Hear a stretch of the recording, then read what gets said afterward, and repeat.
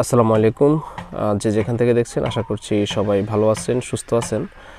আপনারা দেখতে পাচ্ছেন শশার জমিতে জাংলা দেওয়া হচ্ছে।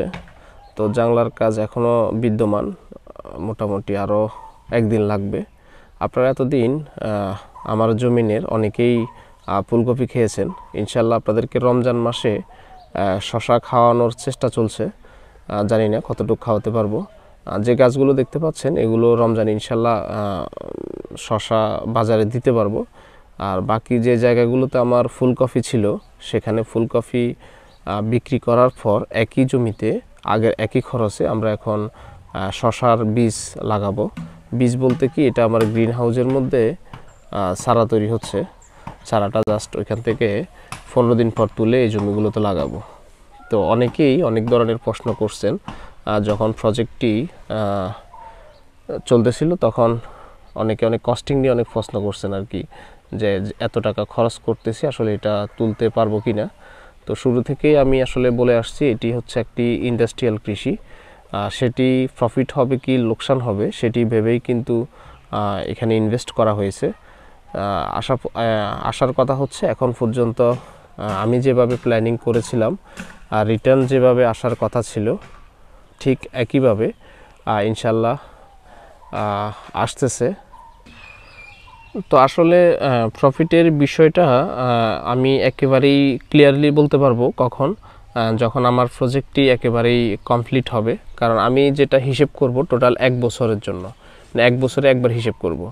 তো আপনারা জানেন আমরা 1 বছরে 2 থেকে 3টা ফসল আমাদের থাকে, যেমন শীতকালীন সবজি থাকে। তারপর আমি এখানে পেঁপে লাগিয়েছি, পেঁপে হারভেস্ট শুরু হইতে আরও 4 মাস লাগবে। অলরেডি 2 মাস গেছে, আরও 4 মাস বা 3 মাস পরে আমি ইনশাল্লাহ পেঁপে বাজারে ছাড়তে পারবো। তো আসলে এখন যদি আমি হিসেব দিই তাহলে সেক্ষেত্রে আপনারা বুঝতে পারবেন না। কারণ আমাদের যে আধুনিক কৃষি, এখানে ইনভেস্ট করা হয় কিন্তু একবার, মানে বছরে একবার। আর মানে বড় ইনভেস্ট আর কি, মোটামুটি সিংহভাগ ধরেন 70% ইনভেস্ট জমিতে চাষ করার মানে গাছ লাগানোর পূর্বে হয়ে যায়। বাকি 30 ভাগ হচ্ছে প্রজেক্টের মাঝামাঝি সময়। যেমন আমি যখন এখানে ফুলকপি লাগিয়েছিলাম তখন মোটামুটি একটা খরচ গেছে। এখন যেটা হচ্ছে, যখন শশা লাগাতে গেলাম খরচের পরিমাণ অনেকটুকু কমে গেছে বলতে অনেক কম। আমি জাস্ট এখানে বাঁশ দিয়ে জাংলা করে শশাটা লাগিয়ে দিচ্ছি, কারণ আমার বেড আগে থেকে তৈরি করা ছিল। আমার যে গাছের যে খাবারগুলো সেটি আমি বেডে দিয়ে দিয়েছি। এখন শুধু হালকা পাতলা একটা নার্সিংয়ের প্রয়োজন। তো প্রফিটটা আসলে এখানেই। আমরা যখন সনাতন পদ্ধতিতে কৃষিকাজ করে থাকি তখন কিন্তু আমরা বারবার ইনভেস্ট করি। হয়তো অ্যামাউন্টটা প্রথমে 8-10 হাজার দেখা যায়, আমি বিঘা প্রতি বলছি, কিন্তু সেখানে দেখা গেল আমি 2-3বারও ইনভেস্ট করি। তারপরে আরও অনেক ঝুঁকি থাকে, ফলন কম আসে। তো সব মিলে দেখা গেলো আলটিমেটলি আসলে আমাদের কৃষকরা খুব একটা প্রফিটে যেতে পারে না। সেটার চিত্র হচ্ছে আসলে আমাদের দেশের কৃষকরা এখনও অনেক গরিব রয়ে গেছে, যারা 8-10 বছর যাবত চাষাবাদ করছেন। তো সেই জায়গা থেকে বেরিয়ে আসার চেষ্টা করা হচ্ছে, বা আমি নিজে হয়তোবা চেষ্টা করছি যে আসলে এটার প্রবলেমগুলো ফাইন্ড আউট করার চেষ্টা চলছে। অনেকগুলো প্রবলেমই আমি ফাইন্ড আউট করতে পারছি। আসলে আমাদের কৃষিটাকে লাভজনক করার যে প্রসেসগুলো সেটি আসলে আমি এখানে প্র্যাকটিস করতেছি। তো প্র্যাকটিস শেষে আমি অবশ্যই আপনাদেরকে জানাবো কত টাকা আমার 1 বিঘা জমিতে পুরো বছরে ইনভেস্ট হয়েছে এবং কত টাকা প্রফিট হয়েছে। তো এটি জানানোর উদ্দেশ্য একটাই, অনেকে হয়তো আমাকে ফলো করেন কিংবা এগ্রিকালচার নিয়ে হয়তো আগ্রহ আছে, কিন্তু আসলে বুঝে উঠতে পারছেন না আপনারা কোথায় থেকে শুরু করবেন, কোথায় শেষ করবেন, কিভাবে করলে আপনি প্রফিটেবল হতে পারেন, বা কী কী বিষয়ে আপনার ট্রেনিং নেওয়া জরুরি, রিস্ক ফ্যাক্টরগুলো কী কী, এভরিথিং সবগুলো বিষয় আমি যেহেতু আমি 2 বিঘা জমিতে, এখানে আপনারা যেটা দেখতে পাচ্ছেন এটা হচ্ছে 1.5 বিঘার মতো, 1.5 বিঘার কাছাকাছি। তারপর হচ্ছে আমার বাইরে আরও 1 বিঘার কাছাকাছি একটা জমি আছে। তো সব মিলে আমি আসলে এগুলো ট্রায়াল প্রজেক্ট হিসেবে করছি, সেজন্যই এতগুলো ফলন দেখতে পাচ্ছেন। এখানে যেমন ক্যাপসিকাম আপনারা জানেন অনেকেই, আমি ক্যাপসিকাম করেছি, তারপরে পেঁপে করেছি। পেঁপেটা হচ্ছে আমার মেইন ফসল, যেটা আপনারা এখনও দেখতেই পান নাই।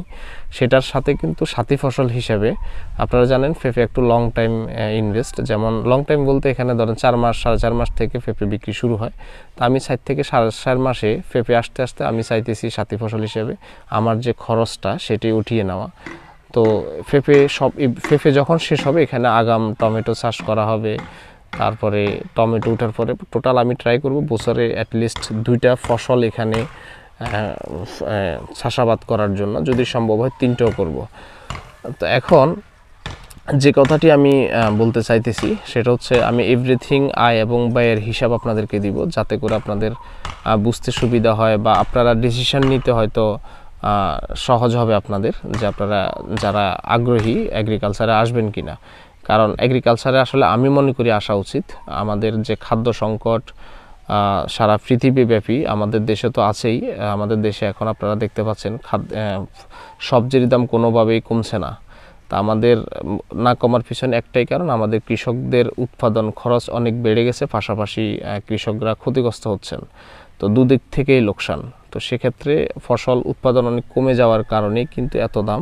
তা আমরা যদি আধুনিক পদ্ধতিতে বিজ্ঞানভিত্তিক চাষাবাদের মাধ্যমে একটি গাছ থেকে যে ফলনটি নেওয়া উচিত, সর্বোচ্চ পরিমাণ ফলন নিতে পারি, তাহলে আমরা কম দামে বিক্রি করতে পারবো এবং ভোক্তা যারা আছেন, যারা কিনবেন বাজার থেকে, তারা অনেক কম দামে কিনতে পারবে। তাহলে একটা ব্যালেন্স হয়ে আসবে টোটাল আমাদের সার্কেলটাতে।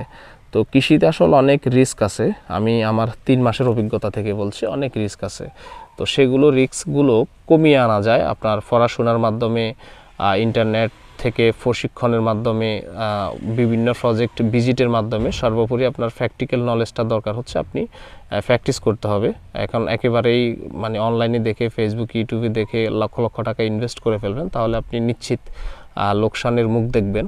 সেক্ষেত্রে আপনার অভিজ্ঞতা এবং ট্রেনিংয়ের অনেক প্রয়োজন। আপনি আমার ক্যামেরায় একটা জিনিস আমি সিম্পল দেখাই।